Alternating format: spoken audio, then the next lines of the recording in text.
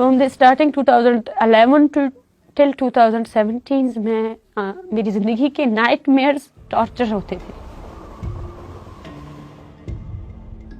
Doctor Mahrang Bloch के वालिद की लाश 3 साल की मुबैना जबरी गुमशुदगी के बाद मिली. 2011 में हम लोग घर में थे, मैं स्कूल से वापस आई थी, फ़ोन कॉल आया कि लाश मिली है उधर से. तो मुझे याद है उस दौरान हम सब रो रहे थे, घर में मर्द औरत हम सब रो रहे थे. हम सजदे में थे कि ये बात झूठ निकले, ये बात किसी न किसी तरीके से झूठ निकले. जब मेरे वालिद की लाश आई थी, वही कपड़े, वही सफ़ेद जोड़ा जो फटा हुआ था, आधी कमीज फटी हुई थी, उसी हालत में उसकी लाश फेंकी गई. पाँव में एक जूता था, दूसरे में नहीं था. बहुत तकलीफ था, बहुत तकलीफ था. वो रात ऐसी थी, शायद उस वक्त मैंने यही कहा था कि इसकी सुबह कभी ना हो. इसी दौरान ही मेरे वालिद के साथ मेरी भी डेथ हो जाए. सुबह 2011 तक हमारे चक्करे प्रेस क्लब से ज़्यादा हॉस्पिटल्स में होते थे, मुर्दा खानों में हम जाते थे लाश आइडेंटिफिकेशन के लिए. हमें कहा गया ये अस्पताल में कुछ लाशें पड़ी हैं, तो आप लोग जाके अपने भाइयों को वहाँ पे देखें.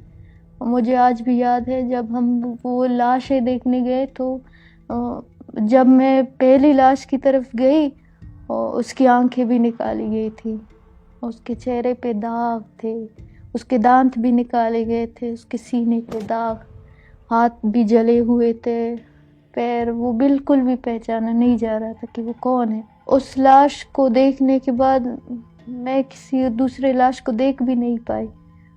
और मुझे आज भी याद है कि 3 दिनों तक मैं सो नहीं पा रही थी. मैं जब भी आंखें बंद कर रही थी वो लाश मेरे सामने आती.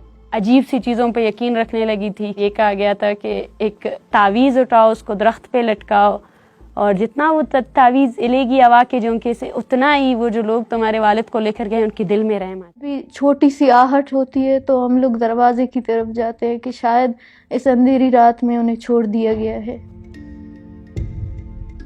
मैं तकरीबन 5 साल बाद उनके कब्रिस्तान गई, ये यकीन दिलाने के लिए कि खुद को कि अब वो अजियत में भी नहीं है. और मैंने कोशिश की कि जो मिट्टी का ढेर है उसको मैं गले लगा सकूं, और शायद वो एहसास मुझे आ सके, लेकिन नहीं आया.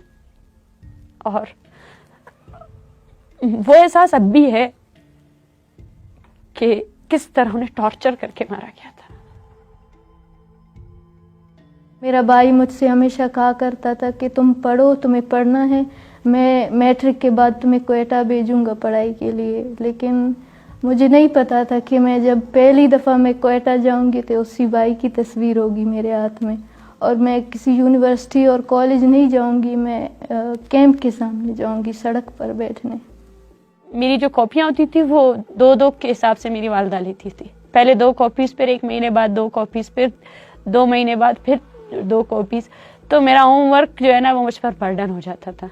ऐसा बहुत मर्तबा हुआ कि शायद हमारे घर में खाने के लिए भी कुछ नहीं था, लेकिन फिर भी हमने सरवाइव किया. सरमाया है, और उसके लापता होने से हमारी पूरी ज़िंदगी बदल गई. हमारी पढ़ाई, हमारे ख्वाहिशात, एक नॉर्मल सी ज़िंदगी थी, वो एक तकलीफ़ भरी ज़िंदगी में बदल गई, एक ना ख़त्म होने वाला इंतज़ार. ये जो जंग है इसमें जो जेंडर कॉस्ट है, जिस तरह जो फीमेल्स जो बर्डन बर्दाश्त कर रही है, उसका मुझे सबसे ज़्यादा एहसास इसलिए क्योंकि मैंने उस एंगल को देखा है.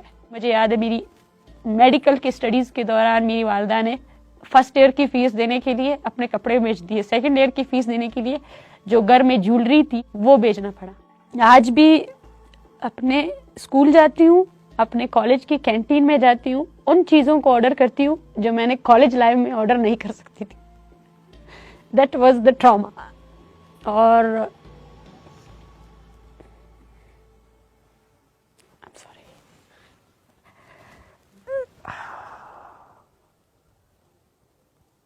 आज भी मैं जब डॉक्टर्स के पास जाती हूँ तो वो डिप्रेशन की गोलियां लिखती है मेरे. डॉक्टर ने मुझे कहा तुम इस छोटी सी उम्र में इतना ज्यादा क्यों सोचती हो.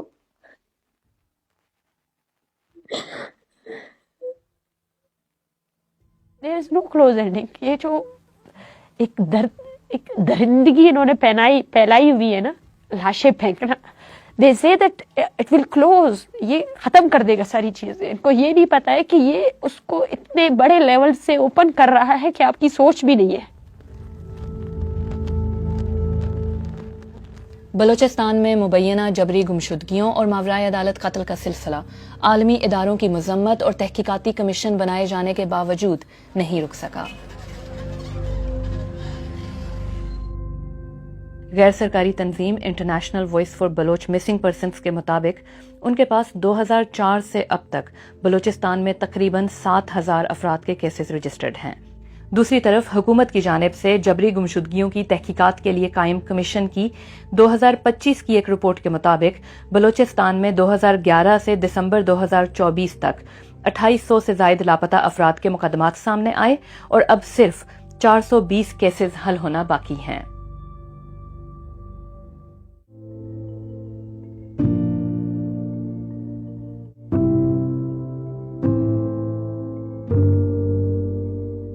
اعداد و شمار کے اس کھیل کے باہر وہ خواتین ہیں جو اپنے پیاروں کی واپسی کی جنگ لڑتی ہی چلی آ رہی ہیں اور ان کی قیادت اب ڈاکٹر ماہرنگ بلوچ کے ہاتھ ہے.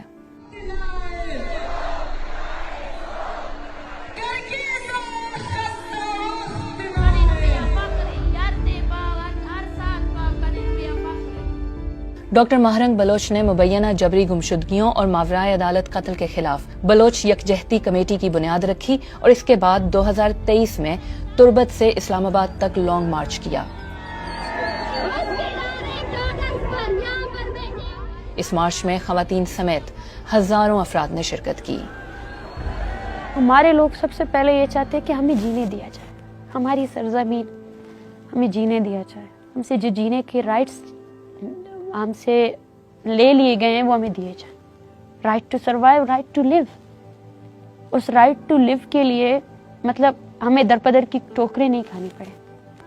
ہمارے وسائل کا حق ہمیں دیا جائے. انفورس ڈس اپیرنسز کو مکمل طور پر ختم کیا جائے. جو وائلنس کے ذریعے بلوچستان کو رول کیا جا رہا ہے وہ ختم کیا جائے. بلوچستان میں اگر ادارے ہیں تو ان کو اختیار دے بنایا جائے. ہم چاہتے ہیں کہ بلوچستان میں کوئی بھی ماں مجبوراً اپنے بچے کو اپنے زمین سے الگ نہ کرے, خود سے الگ نہ کرے. وہ زندگی جی سکے, ان کی زندگی کیمپوں میں نہ گزرے, ان کی زندگی دوسرے ملکوں میں نہ گزرے, ان کی زندگی درپدریوں میں نہ گزرے, ان کی زندگی ان کے خاندان والوں کے ساتھ گزرے. کیا یہ ایک بہت بڑی چیز ہے جو ہم مانگ رہے ہیں؟ ہمارے دل سے ڈر وہ خوف ختم ہو چکی ہے. ہماری زندگی کا ایک ہی مقصد ہے کہ ہمیں اپنے بھائیوں کو واپس لانا ہے, کیسے بھی کر کے واپس لانا ہے. تو وہ ڈر, وہ لڑکی ہونا, وہ سب اب ختم ہو چکا ہے.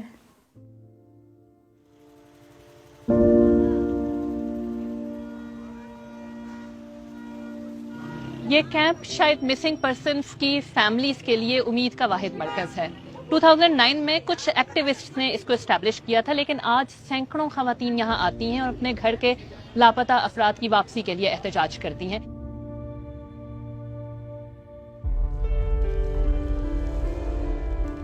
بلوچستان میں جاری یہ کانفلکٹ اب ان خواتین کی تیسری نسل تک پہنچ گیا ہے.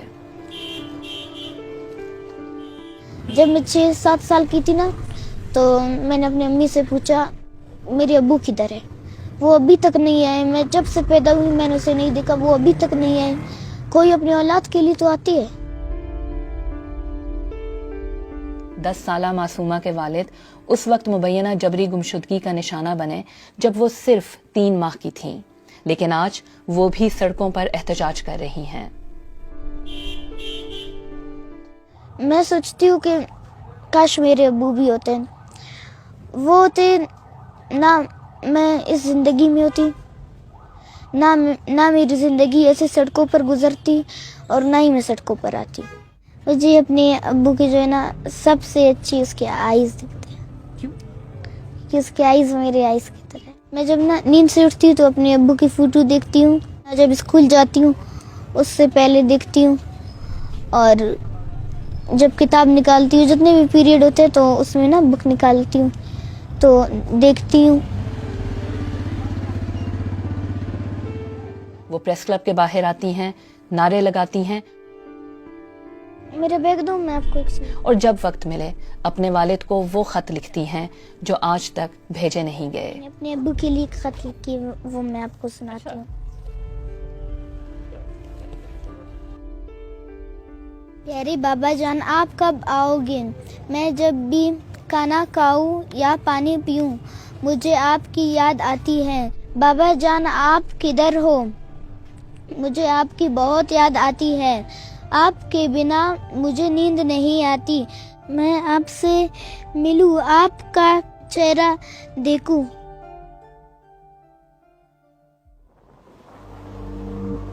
بلوچستان میں لاپتہ افراد کا معاملہ پاکستان کے سب سے پیچیدہ اور غیر حل شدہ مسائل میں سے ایک ہے، جہاں نسل در نسل لوگ گمشدگیوں کا بوجھ اٹھا رہے ہیں.